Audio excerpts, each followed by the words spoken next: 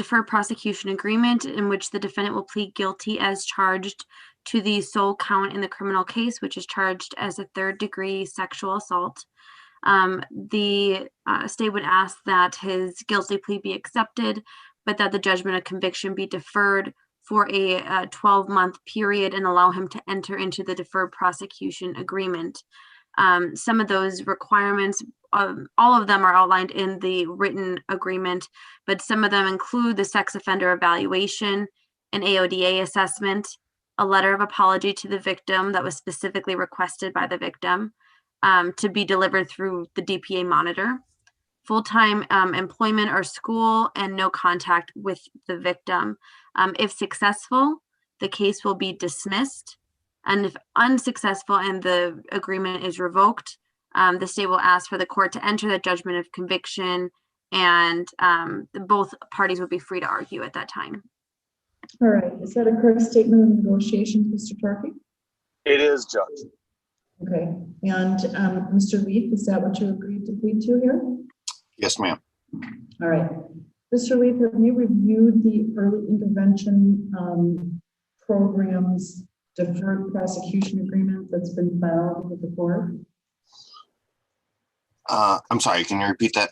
Did you review this deferred prosecution agreement? It's been filed with the court. It's got a signature on here. Is it Yes. yours? Yes, ma'am. All right. And did you review it with your lawyer? Yes, I did. Okay. And this is your signature and today's date that I see with your phone number and email on it. Is that right? Yes, ma'am. Okay. I'm going to order just that deferred prosecution agreement be marked as keep confidential. Is that the right designation, Madam Clerk? Yes. Confidential because it contains your phone number and your email, Mr. Lee, and I just don't think that's appropriate to put in the general record. All right. I also then want to talk about the plea forms that have been filed, and we'll start out with those, Mr. Lee. I'm going to ask you to raise your right hand. Okay, and Madam Clerk is going to swear you in. You solemnly swear that the statements you're about to provide to the court today will be the truth, the whole truth, and nothing but the truth, so help you God. I do. All right. So, Mr. Leaf, I have the plea papers here. Let's see. I have before me this guilty plea questionnaire and waiver of rights form. It tells me that you are 37 years old and you've gone through, looks like 1 year of college. Is that right? Correct. Okay. Have you ever been told you have a mental illness or disorder? No. Do you take any medication? No. Have you had any drugs or alcohol in the last 24 hours? No. Do you feel like you have a clear head today? Yes. All right, anything that I say to you so far or in this hearing that you don't understand, please stop me. I will explain if I can, or I will have you and your lawyer talk about it. Will you do that? Yes, ma'am. Okay, it's important because we're talking about serious constitutional rights here that you have that you're giving up. So by pleading guilty, you're telling me that you understand the following. You understand that you have the absolute right to have a trial in this case, and that you have the right to remain silent and not have your silence held against you at trial. You have the right to waive your right to silence, have a trial, and even testify if you choose to do that. All right. And then you have to answer questions from your lawyer and from the DA. You're giving up your right to require witnesses to come to court to testify for you if that's your request. And even if they didn't want to come, the court would sign court orders or subpoenas, making them come to court to testify. You're giving up that right. You're giving up your right to make the DA prove her case or try and prove her case beyond a reasonable doubt to all 12 of the jurors that are selected for that task. So you and your lawyer wouldn't have to say a word. You wouldn't have to bring any witnesses. Mr. Torpy wouldn't even have to ask a single question. And it doesn't change the job that the prosecutor would have to do in order for the jury to be able to find you guilty, if that's the case. Also, you're giving up your right to see and hear and test the truthfulness of any witness that the DA might call to try and prove your case. You understand all of those rights that you're giving up. Yes, ma'am. Okay. You also need to know, Mr. Lee, that this is a felony offense, right? So there are consequences, serious consequences to being found guilty. First, if you are found guilty of this offense and the case proceeds to sentencing, right? It's a class G as in George felony. It carries with it a fine of up to $25,000 and imprisonment of up to 10 years or both. If you're found guilty, then there, as I said, there are no guarantees. The judge always has to make a sentence that's fair and just and right for you under the circumstance. So if we get to a sentencing, I'm going to hear from the prosecutor and what she recommends, and I'm going to hear from the victim. I'm going to hear from your lawyer, from you, read all the materials that are submitted, but it's always the judge's job to make that decision. So you could be sentenced to anything up to and including the maximum here. Do you understand that, Mr. Lee? Yes, ma'am. Okay, pretty heavy duty, isn't it? Yeah. Yes, So it there are is. other, yeah, there are other consequences that go along with being found guilty of a felony. You will never, ever be allowed to own or possess a firearm, any body armor, or any ammunition. If you're not a citizen, you could be deported, excluded from coming back into the country, or any request that you have to become a citizen could be denied. You'll have to give a DNA sample and pay the state of Wisconsin for that privilege of having your DNA remain on file indefinitely. And finally, you won't be allowed to vote until your civil rights are restored. That is, until your sentence is completely over. Do you understand that those are all additional consequences that come along with being found guilty of a felony offense, Mr. Lee? Yes, ma'am. And knowing all of these things, are you still prepared to enter your plea today? Yes, I am. All right. Let's talk about what the crime means in the law. What the court should have in here is the jury instruction that tells us what third-degree sexual assault, sexual intercourse without consent, what that means in the law. So this also was filed by your lawyer, and it has your signature and marked date on the bottom. This tells me that you've read the jury instructions and gone over them with your attorney. Is that true? Yes. Okay. So if the case were to go to trial, the DA would have to prove two things. First, that you had sexual intercourse with MCS. And sexual intercourse has a special meaning in the law outside of what we might use in everyday language. Sexual intercourse in this context in the law means any intrusion, however slight, of any part of a person's body or of any object into the genital or anal opening of another. Emission of semen is not required. Do you know what sexual intercourse, how it's defined in this, for this purpose? Yes. Okay, so that's the first thing, that you had sexual intercourse with MCS. Number two is MCS did not consent to the sexual intercourse. That's pretty self-explanatory. She did not freely agree to have sexual intercourse with you. Do you understand the elements of the crime? Yes, ma'am. I also have before me an addendum, or I should. Did you file an addendum here, Mr. Judge, Kingsley? Judge, I did not file an addendum in this case. Okay, that's all right. I will, we'll go over that regardless. Okay, so Mr. Leaf, did you read the criminal complaint? Did your lawyer read it to you, or some combination of both? Both, ma'am. By pleading guilty today, you're telling me that you're giving up your right to challenge what we call the sufficiency of the complaint. Sometimes people bring motions and they say, Judge, you should throw this out because there's not even enough evidence to charge me, much less convict me. Do you understand I'm not going to hear any motion like that from you because you're telling me you're pleading guilty? Yes, ma'am. Do you also understand I'm not hearing any motions about anything that law enforcement that you say law enforcement may have done to violate your rights. You know, sometimes people bring motions to keep evidence out of the court. They say, Judge, they violated my rights when they searched my phone or my house or took my statement.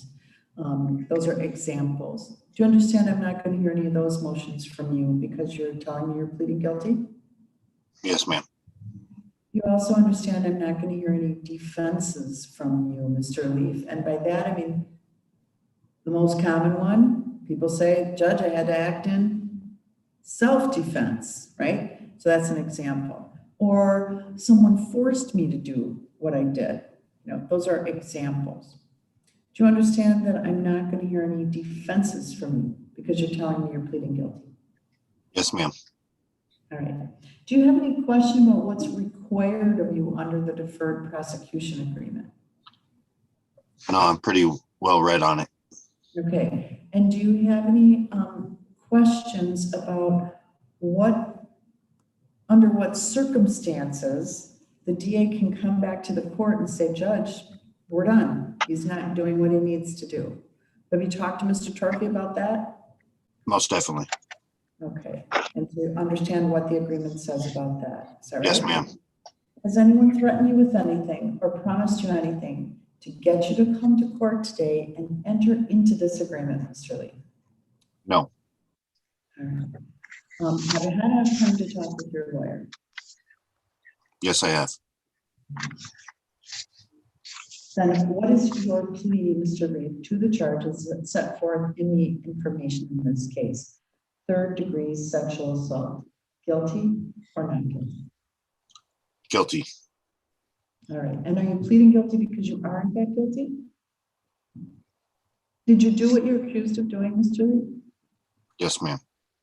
All right. Does the state consent to the jury waiver? Yes. And Mr. Torpey, have you reviewed all these matters with your client that I discussed with him? The plea questionnaire, the jury instructions, his rights that would be set forth normally on the addendum, criminal complaint, discovery, all these things. I have. And are you satisfied, Mr. Torpey, that your client understands the nature of the crime that's charged, the facts that are alleged, the maximum possible penalties, and all the rights that he gives up by pleading guilty? I am. Are you also satisfied, Mr. Torpey, that your client is entering into this plea today freely, voluntarily, and knowingly? I am. All right. At this point, Mr. Leaf, I'm going to ask you to pay close attention. I'm going to ask the DA to recite the facts that she believes are true and accurate and that she could prove at trial in this case. And then I'm going to have a question for you, okay? All right, Ms. Court, please go ahead and please go slowly.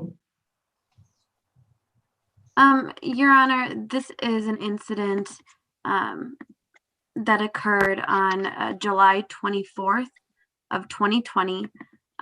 There was a group of people who were having, I guess, a party or some sort of a get-together, including the victim, MCS, her boyfriend, and the defendant, as well as a couple other friends. Everyone got pretty intoxicated. MCS got very intoxicated and passed out.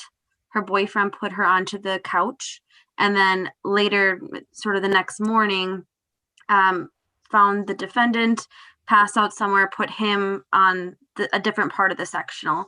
So MCS was on the long side of the sectional, and the defendant was on the short side of the sectional.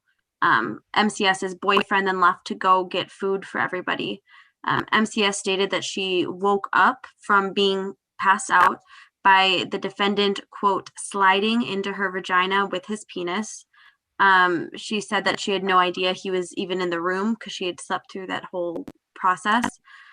She said she was unconscious, had given no consent at the time that his penis had entered her. She at first thought it was her boyfriend, then opened her eyes, saw it was the defendant, and then she said she kicked him off of her, ran into the homeowner's room, and immediately disclosed. And then the defendant left the scene on foot. MCS's boyfriend, I believe they had a phone call. They then met up, had an argument, which resulted in the boyfriend punching the defendant and the defendant apologizing to the boyfriend. All right. Does the defense agree, Mr. Torpey, that those facts are substantially true and correct? Yes. All right, and Mr. Lee, do you agree that those facts are substantially true and correct? Yes, ma'am. All right, the court will find that there is a sufficient factual basis upon which the court can find that this defendant, Mr. Justin Gregory Leaf, has entered into his plea, and to support the plea of guilt and in the future, if necessary, a finding of guilt. The court will further find that this defendant, Mr. Justin Gregory Leaf, has entered into his plea today freely, voluntarily, and knowingly, with a full understanding of the nature of the crime that's charged, the facts that are alleged, the maximum penalties, and all the rights it gives up by pleading guilty. I'll accept your plea, Mr. Leaf. I will withhold a finding of guilt in the judgment of conviction. We'll give you a date for a 6-month review of this case so that you can get started accomplishing the goals that are in the deferred prosecution agreement. The court can get a report from the monitor, and hopefully you will be well on your way to completing the requirements by that time. Is that satisfactory for the state in this court? Yes. Okay, Mr. Torpey, 6 months from today? Yes, Judge. All right, thank you. We're going to give you an in-person date out of an abundance of optimism. That is optimism, Judge. And we'll go off the record to set a date. So I'm looking at September 17th at 9 o'clock. I'm sorry, was that September 1/7? September 17th. Yes.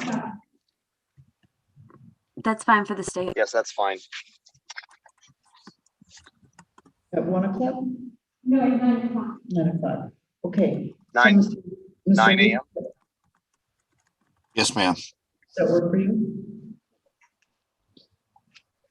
I didn't hear the date, but any date is fine. Yes, ma'am. Okay. Sure, my microphone was on. Okay, we'll go back on the record and Madam Clerk will announce the date. Next court date is September 17th at 9 o'clock for a review. All right, we'll see you then, and that'll be in room 620 of the safety building. That is this branch 25's assigned court, and we'll hope that we are back there full time by that day. All right? Thank Thank you. you, Judge. Thank you, Judge. Have a good afternoon, everyone. You as well. You as well.